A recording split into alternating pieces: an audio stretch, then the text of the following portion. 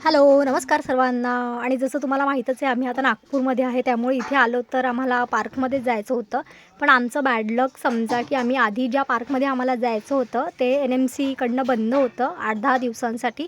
तर तिथे आम्ही गेलोच नाही. त्यानंतर आम्हाला खूप लांब यावं लागलं. मग आम्ही गेलो चिल्ड्रन्स पार्कमध्ये. तिथे पण कामच सुरू होतं. NMCमधनं मला असं वाटतं सगळ्या गार्डनमध्ये नवीन काहीतरी करत आहे त्याच्यामुळे. पण इथे त्यांनी चिल्ड्रन्स प्ले एरिया जो आहे तोच फक्त ओपन ठेवलेला होता.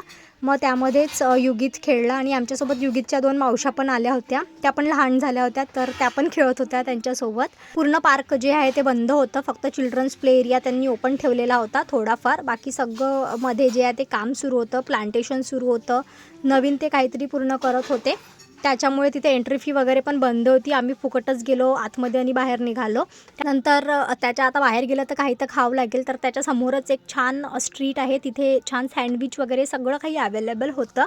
तर तिथे आम्ही गेलेलो आणि तिथे खूप प्रकारचे सँडविचेस होते. त्याच्यामध्ये जो आहे तो आम्ही हा ब्रेकअप सँडविच घेतला आहे आणि तो खूप यम्मी होता आणि खूप टेस्टी होता.